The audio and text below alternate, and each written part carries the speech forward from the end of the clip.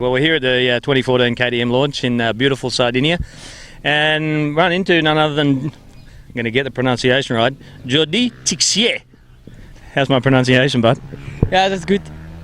So just Jordi's obviously running second at the moment. He's with the factory KTM team, running second to his teammate Jeffrey Hurlings in the MX2 World Championship. But first of all, before we talk about that, Jordi, just give us an idea why here at the launch. The boys invited you along to ride some of the new bikes?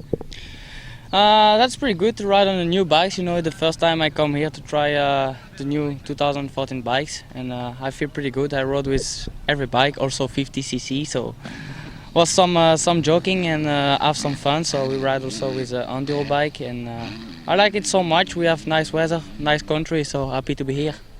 And tell us, a guy like you riding factory bikes, I mean, what's it like for you to get on a standard bike? Obviously the things are pretty good out of the box, but a big difference from what you race?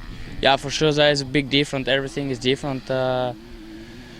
You know, the frame is different, suspension is different, the engine is different, but I think the 2014 bikes stock is already working pretty good. So for sure that is different, but it's always good to ride with the stock bike because you have to be faster in a corner and everything to get more speed. So you were an 85cc and a 125cc junior world champion, but for the people that haven't seen your career, just tell people a little bit about the highlights of your career. Yeah, so in 2003 was my first title in the French Championship. In 65 I was French champion, and after the year after I moved up to 85, I finished second to the French Championship, and we have many steps in France, many championship, and I came in a team of Jackie Martens in 125, and was a pretty tough season because, you know, it's pretty difficult to come in a GP, and I need this year I need to win because otherwise it was finished for me. My parents didn't have enough money to pay for come in a factory team or something, so I worked so hard the winter, and I win every model in 125, European Championship, French Championship, World Championship.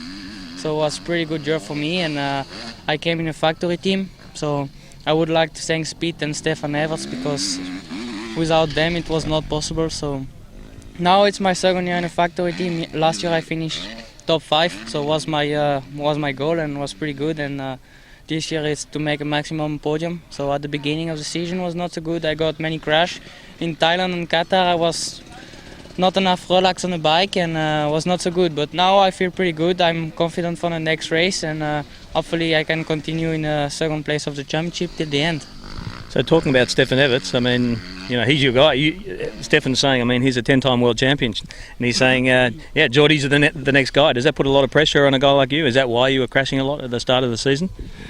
No. I don't have pressure about the team, you know. I just put pressure on myself. But yeah, Stefan is a pretty good guy. I have a chance to work with him. He's the legend of the motocross. He's 10-time world champion, and for me it's a big plus, you know. It's just amazing, and I work all the time with him. Make me the plan, how I need to ride, what I need to do, and on the GP he's always with me. He's also with Jeffrey for sure, but he's with me, and he gonna check the track before the race, and he say which line I need to take and everything. So for me, I'm pretty happy to work with him, and hopefully I can continue long time with him.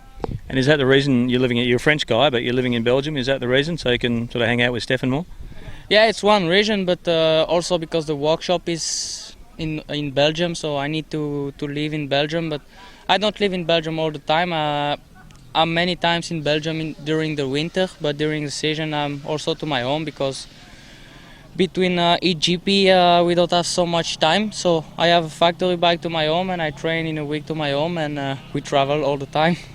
And tell me, you know, Jeffrey Hurlings gets a lot of press. Like, the guy's actually, you know, he's a once-in-a-generation rider. Do you guys get on well? Do you train a lot together? Yeah, we train together many times. We went to Spain this winter till almost 1 month, and we train all the time together. For me it's pretty good because he's the world champion 2012, and he's actually 2013 he's leading, so he won every moto for the moment, and hopefully I can beat him one moto. What makes him so special? I mean, obviously as a sand rider, but what is it, his technique or his fitness? What is it? I think, yeah, his fitness is pretty good because when I am in Belgium I see Russ 3-4 times in a week before a GP, and for sure I cannot do that. For me, it's not possible. If I do that, I arrive on a GP and I'm completely tired already. So no, I think he's pretty strong, and yeah, he's also technique. He worked pretty hard on the hardback because in '85 I remember I beat him, and now he's pretty fast. So he worked pretty hard, and happy that he's first, but for sure I prefer it's me. Of course. Hey, it's been, what, about sort of 5 or 6 years since an Australian's been on the GP circuit, you know, Andrew McFarlane, but now Dean Ferris, and you've raced against him a little bit in the MX2 class? Yeah, Dean Ferris is pretty good. Last year he was MX1, and for sure we didn't know so much his name. We just see him in Brazil in the mud when he was making a pretty good GP, and now this year he ride pretty good, so it's a good fight with him.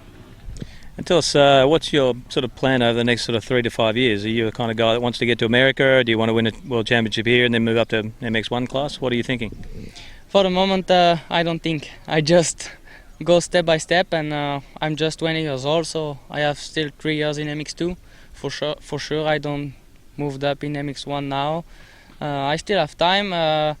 For sure, I would go in America because I think it's pretty good, but for the moment I don't know. I have still 1 year. I still have 2014 with KTM Red Bull Factory Team, so I still have 1 year with them. I think I'm gonna stay in Europe for sure, and we will see for the next year. And I got to ask you before we go, we saw your dinner last night. We were having a look at your shoes down there. You've got a set of Geordie signature Nikes. Tell us about that. How that happened. Yeah, that's my girlfriend who offered my these shoes. I have many shoes like this to my home, you know. I like it, and it's like personal shoes, so that's I like. Nobody have. Special, mate. I wish I had a pair of signature shoes. Anyway, hey, great to meet you here, mate, and good luck for the rest of the season. Thank you very much.